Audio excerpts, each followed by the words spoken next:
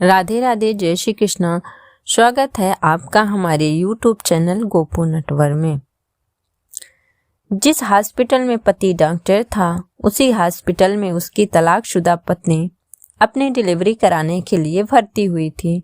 और उधर जब हॉस्पिटल में पहुंचती है तो वह बुरी तरह से चिल्लाती है, पैरों को पटकती है। तब डॉक्टर दौड़ करके आता है और सारी नर्स स्टाफ वहां एकत्र हो जाती हैं।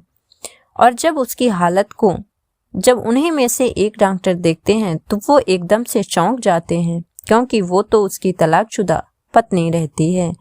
आखिर उन दोनों के बीच ऐसा क्या हुआ रहता है जिसकी वजह से दोनों अलग हो जाते हैं? आखिर क्या है इन दोनों पति पत्नी के बीच की कहानी? यह कहानी पूरा जानने के लिए आप इस कहानी को अंत तक जरूर सुनें।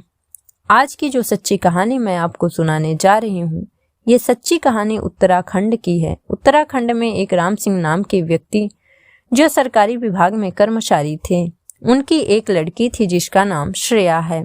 पढ़ाई के लिए एक कॉलेज में उन्होंने एडमिशन दिलवा दिया था। वो पढ़ने के लिए जाया करती थी, क्योंकि राम सिंह की इकलौती लड़की थी और ना कोई लड़का था और ना कोई लड़की थी। इस वजह से वह अपनी लड़की श्रेया से बहुत ज्यादा प्रेम करते थे, बहुत ज्यादा दुलार करते थे। जिनका एक ही औलाद होता है तो वह बहुत ज्यादा लाड प्यार उस पर लुटाते हैं। अगर वह बच्चा गलत भी चलने लगे तब भी माँ बाप प्यार के खातिर उस बच्चे को ज्यादा नहीं डांटते। बस यही कारण है कि जिसकी एक संतान होती है वह अक्सर इंसान बिगड़ जाया करता है। इधर श्रेया जब ग्रेजुएट करने लगती है, इंटर पास करने के बाद ग्रेजुएट करने लगती है, तब उसकी शौक और ज्यादा बढ़ जाती है, क्योंकि उसके पिता के पास बहुत सारी दौलत थी। और वह दौलत आखिर जाती तो जाती कहाँ, सारी दौलत उसी श्रेया के लिए थी। इसलिए वो उसे खूब खर्च किया करती थी। अच्छी गाड़ी में घूमना उसका शौक था, अच्छे दोस्तों के साथ रहना उसका शौक था, ऊंचे ऊंचे महंगे रेस्टोरेंटों होटलों में खाने का शौक था, अच्छी मोबाइल चलाने का शौक था। यहाँ तक कि उसका जो जीवन था वह अपने आप को मॉडल टॉप में जीना पसंद करती थी। उसके पिता जो राम सिंह थे वो अपनी लड़की से कभी कुछ नहीं कहते थे। जब लड़की ग्रेजुएट करती है तब उनके दिमाग में एक बात आती है कि हमारी लड़की अब जवान हो गई है, क्यों ना हम अपनी लड़की की शादी कर दें। यह विचार करके वो अपनी लड़की श्रेया से कहते हैं कि बेटा अब तुम बड़ी हो गई हो, अब हम तुम्हारा विवाह करना चाहते हैं। श्रेया कहती है कि नहीं पिताजी, मैं अभी शादी नहीं करना चाहती, क्योंकि मैं तो आगे पढ़ना चाहती हूँ, कुछ बनना चाहती हूँ। प्रेम सिंह कहते हैं कि बेटी पढ़ने के लिए मैं मना नहीं कर रहा हूँ, पढ़ाई आप करते रहना, लेकिन जिस लड़के से मैं तुम्हारी शादी करूँगा उससे यह बात पहले कह दूंगा कि हमारी लड़की को घर पर मत रखना, इसकी पढ़ाई आगे कंटिन्यू करवाना, अच्छी तरह से इसकी पढ़ाई पूरी हो जाए। लड़की जब माँ बाप की बात सुनती है तो शादी के लिए राजी हो जाती है। और फिर श्रेया के जो पिता राम सिंह होते हैं वो पड़ोस में एक कुलदीप होता है, वहां जाते हैं और एक पंकज नाम के लड़के के लिए श्रेया का रिश्ता तय कर देते हैं। पंकज के जो पिता होते हैं, जिनका नाम प्रेम सिंह होता है, वो खेती किसानी का काम किया करते थे। वो कोई सरकारी कर्मचारी या अधिकारी नहीं थे, इसलिए वो अपनी जिंदगी मिडिल क्लास नॉर्मल काट रहे थे। कोई ज्यादा ऊंचा शौक नहीं था उनका। उनका जो लड़का था वो डॉक्टरी का कोर्स कर रहा था। अब इधर जब शादी का दिन तय हो जाता है और शादी होने के बाद श्रेया पंकज के घर पहुंचती है, तब उसका वही पुराना शौक कि अच्छे होटलों में जाना, अच्छे रेस्टोरेंट पर खाना खाना और ऊंची गाड़ियों में घूमना, अच्छे फोन चलाना, मॉडल टॉप में रहना, शर्ट कपड़े पहनना। यह बात पंकज को और पंकज के माता पिता को बहुत बुरी लगती है और वो कहते हैं कि देखो, तुम इस घर में बहू हो, बेटी नहीं हो। बेटी होती है तब भी वह माँ बाप की इज्जत का ख्याल करती है, पर्दा करती है, लेकिन तुम बहू होकर के इतने छोटे कपड़े पहनती हो और ऊंचे ऊंचे शौक रखती हो। अरे हम इतने ऊंचे शौक कहाँ तुम्हें करवा पाएंगे, हम खेती किसानी करने वाले व्यक्ति हैं और दूसरी बात हमारा लड़का पढ़ाई करता है, हमें वहाँ भी पैसा खर्च करना होता है। इसलिए मिडिल क्लास में बन के रहो, ज्यादा ऊंची शौक मत करो। यह बात श्रेया को बहुत बुरी लगती है और श्रेया कहती है कि मैं इस तरह से तुम्हारे घर में नहीं रह सकती।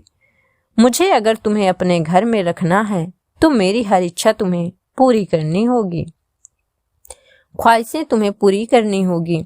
इस बारे में पंकज के पिताजी अपने समधी से यानी राम सिंह से बात करते हैं और कहते हैं कि तुम्हारी लड़की तो यहाँ पर किसी की बात ही नहीं मानती, तो वो अपनी बात चलाती है, वो अपनी ही बात चलाती है। यहाँ शर्ट कपड़े पहनती है, ऊंची ऊंची शौक रखती है। तब वो भी उधर से कह देते हैं कि देखो हमारी लड़की यहाँ इकलौती है और बड़े ही लाड प्यार से पाली गई है। हमारी लड़की को किसी प्रकार का कोई दुख नहीं होना चाहिए, क्योंकि हमने बड़ी नाजों से अपनी लड़की को पाला है और उसकी जो भी शौक है, जो भी डिमांड है, वह तुम पूरी करो, इसलिए मैंने उसका विवाह किया है। यह बात जब प्रेम सिंह सुनते हैं तो वो भी परेशान हो जाते हैं कि इसका मतलब यह है कि इसके माँ बाप ने ही इसको सर पर चढ़ा करके रखा है, इस वजह से यह किसी की बात नहीं मान रही है। धीरे धीरे इसी प्रकार से कलह होते हैं। लगभग 6 महीने शादी के बीत जाते हैं और 6 महीने बीतने के बाद में इधर तो पंकज पढ़ने के लिए चला जाता है और वह दिन रात बड़ी कड़ी मेहनत करता है कि मैं पढ़ाई करने के बाद डॉक्टर बन जाऊं, क्योंकि उसका जो सपना था वो डॉक्टर बनने का था। देखने में बहुत खूबसूरत था, लेकिन पढ़ाई में भी बहुत होशियार था। पंकज के घर इधर श्रेया अपने ससुराल में रहते रहते उसे 6 महीने बीत तो जाते हैं, लेकिन हमेशा उनके बीच में यही तू मैं चलती रहती है कि तुम ऐसा मत पहनो, ऐसा मत खाओ, ऐसी जगह मत जाओ, इतने फोनों हर समय तुम बात करती रहती हो। यह बात पंकज के माता पिता को बिल्कुल भी पसंद नहीं थी और वो इन्हीं बातों को हमेशा टोकते रहते थे। श्रेया हमेशा इसी बात को अपने ससुराल वालों से झगड़ा करती रहती थी कि हमारी शौक पूरी कराओ, हमें कहीं घुमाने के लिए ले जाओ, लेकिन पंकज ना तो उसे कहीं घुमाने ले जाता था, ना उसकी कोई शौक पूरी कराता था। वो कहता था कि जैसे मेरे माँ बाप रख रहे हैं और जैसे हम सब रह रहे हैं, इसी प्रकार से तुम्हें हमारे घर में रहना पड़ेगा। श्रेया इस चीज को बिल्कुल भी स्वीकार नहीं करती कि हम आपकी तरह मिलकर के रहेंगे। वो तो ऊंचे ऊंचे शौक अपना पूरा करवाना चाहती थी। अब उन दोनों के बीच में तू मैं हमेशा इसी बात को लेकर होती रहती। लेकिन जब 6 महीने बीत जाते हैं तब श्रेया प्रेग्नेंट हो जाती है और जब प्रेग्नेंट हो जाती है तब वो अपने पिता से कहती है कि पिताजी, अब मैं इस घर में बिल्कुल नहीं रह पाऊंगी, क्योंकि यहाँ जो रहन सहन है वो हमारे लायक नहीं है। तुमने कहाँ हमारा रिश्ता इन भूखनंगों लोगों में किया है, ना ही हमारी कोई इच्छा पूरी करते। तब श्रेया के पिताजी राम सिंह आते हैं और अपनी लड़की को अपने घर बुला करके ले जाते हैं और कहते हैं कि बेटी तुम चिंता मत करो, थोड़े दिन के बाद मैं उनकी जब आदत हो जाएगी तो वो तुम्हें समझने लगेंगे और फिर से तुम्हारा जीवन अच्छी तरह से कटने लगेगा। इस प्रकार से जब वो अपने मायके में रहने लगती है तब क्योंकि उसका जो शौक था और जो उसकी आदतें थी वो उन आदतों को भूली नहीं थी, इसी वजह से वह लड़कों के साथ बार बार घूमने के लिए जाया करती थी। वह यह भूल गई थी कि मैं एक शादीशुदा हूँ। लड़कों के साथ होटलों में जाती, रात बिताती थी और ऊंची ऊंची रेस्टोरेंटों में खाना खाती थी, गाड़ियों से घूमती थी। हर समय उसका घूमना ही शौक बन गया था। लड़कों के साथ में रहना, छोटे कपड़े पहनना, मॉडल न्यू लाइट में रहना ही उसका जीवन था।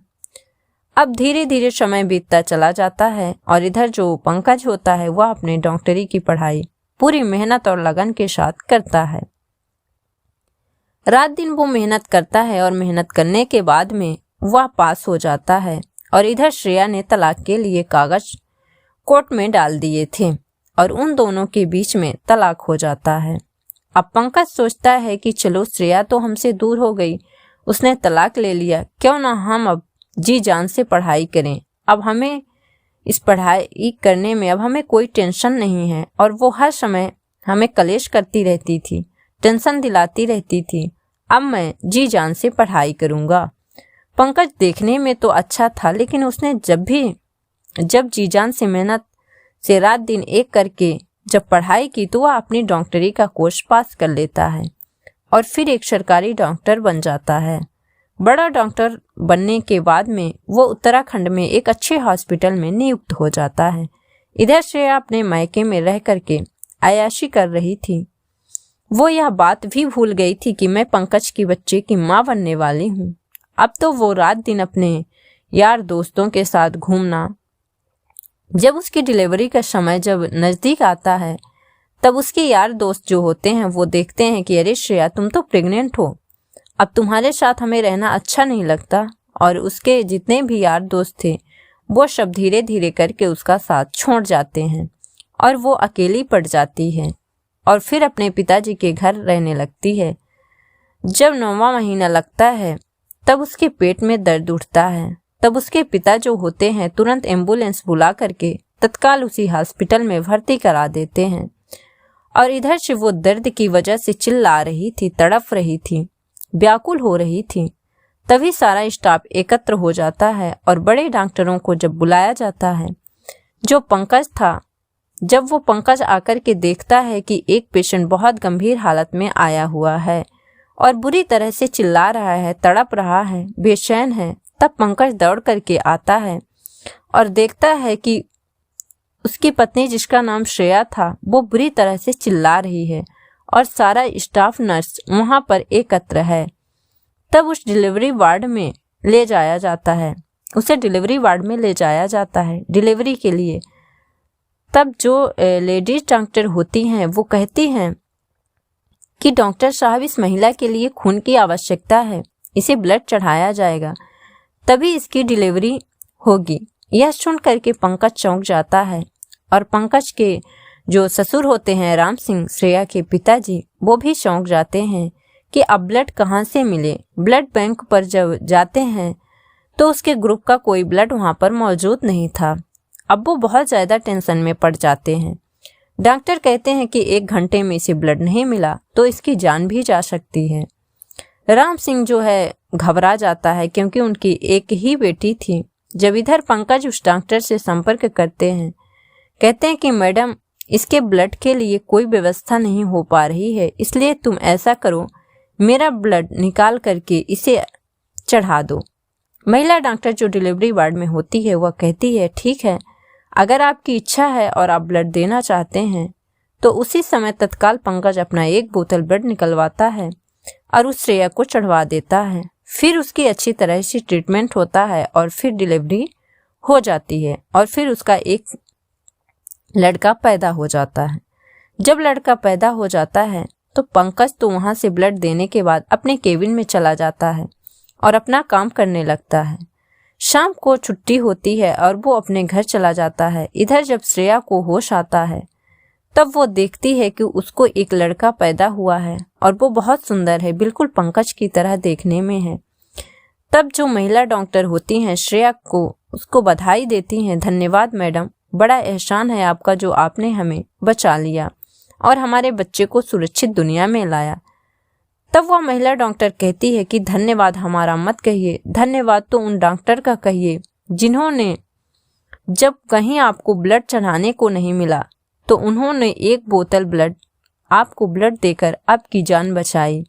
अगर ब्लड टाइम पर नहीं मिलता तो आपकी जान भी जा सकती थी। फिर वह श्रेया कहती है कि वह कौन डॉक्टर है, मुझे मिलवा दीजिए। तब पंकज को बुलाया जाता है और पंकज को देख करके श्रेया की नज़र जब पंकज पर पड़ती है, क्योंकि वो उस हॉस्पिटल के जेंट्स बड़े डॉक्टर थे, तब श्रेया की आंखें खुली की खुली रह जाती है और एकदम से चौंक जाती है। तन पर पसीना आ जाता है और बड़ी शर्मिंदगी होती है। कहती है कि यह तो मेरे तलाकशुदा पति हैं, इन्होंने मेरी जान बचाई और मैं इनके साथ कैसा व्यवहार करती रही। मैंने कभी इनको अपनी नज़र में कुछ नहीं समझा, हमेशा मैं इनको गरीब भूखा नंगा कहती रही और मैंने कभी भी इनकी कदर नहीं की और आज इन्होंने ही मेरी जान बचाई है। यह कह करके वह बहुत ज़्यादा शर्मिंदा हो जाती है और हाथ जोड़ने लगती है, पैर पकड़ने लगती है और फूट फूट कर रोने लगती है। तब पंकज कहता है कि देखो, पैर पकड़ने की कोई जरूरत नहीं है। तुम्हें जैसे संस्कार मिले थे उन्हीं संस्कारों के अनुसार तुम चली थी। तुम्हारा इसमें कोई दोष नहीं है। संस्कार बच्चे के अंदर माँ बाप के दिए हुए होते हैं। अगर तुम्हारे माँ बाप तुम्हें उत्तम संस्कार देते तो तुम हमारे साथ ऐसा व्यवहार नहीं करती। कोई बात नहीं, तुमने जो किया सो किया, लेकिन अब बच्चा सुरक्षित पैदा हो चुका है और तुम भी स्वस्थ हो। बिल्कुल तुम्हें चिंता करने की कोई ज़रूरत नहीं है और कुछ दिन तुम्हारा ट्रीटमेंट चलेगा, तुम बिल्कुल स्वस्थ हो जाओगी। यह बात सुनकर वो फिर से रोने लगती है। श्रेया कहती है कि अब मैं इस बच्चे को लेकर के कहाँ जाऊंगी? अब मेरा कोई ठिकाना नहीं है। मुझे माफ़ कर दीजिए और मुझे अपने घर लेकर के चलिए। पंकज कहता है कि मैं भूखा नंगा व्यक्ति तुम्हें अपने घर ले जा करके तुम्हारी शौक कहाँ पूरी करवा पाऊंगा? और रही बात तुम्हारे रहने की, तो मैं तुम्हें ऐसे मॉडल में नहीं रख पाऊंगा, शर्ट कपड़े नहीं पहना पाऊंगा और ऊंचे ऊंचे रेस्टोरेंट होटलों में खाना नहीं खिलवा पाऊंगा। इसलिए तुम मेरे साथ नहीं रह सकती। अब तो वो बहुत ज़्यादा शर्मिंदा होती है और उस श्रेया के पिताजी राम सिंह भी आते हैं। वो भी हाथ जोड़ने लगते हैं, कहते हैं कि बेटा, हमसे भी गलती हो गई, हमारी बेटी से भी गलती हो गई। अब यह बच्चा, इस बच्चे के खातिर ही तुम मेरी बेटी को अपना लो, यह तुम्हारा ही है। पंकज जब यह बात सुनता है तो वो राजी हो जाता है और पंकज के पिताजी, माताजी जो भी होते हैं वो सब कहते हैं कि बेटा, अब इसे माफ़ कर दो। अब तो तुम्हारा बेटा है, तुम इसकी परवरिश करो, अच्छी तरह से इसे संस्कार दो। तब पंकज मान जाता है और फिर वहाँ से छुट्टी करा के अपने घर ले जाता है और पुनः भगवान को साक्षी मान करके वो अपनी ज़िंदगी दोबारा से शुरू कर देते हैं। तो यह कहानी सुना करके किसी का दिल दुखाना हमारा मकसद नहीं। इस कहानी से केवल यह सीख मिलती है कि जो महिला पैसे के घमंड में आकर के अपने पति को कुछ नहीं समझती और हमेशा नई शौक पूरा करवाने के लिए अपने पति को जलील करती हैं, बेइज्जती करती हैं, उन्हें परेशान करती हैं, उन महिलाओं के लिए कहानी बहुत बड़ी सीख देती है।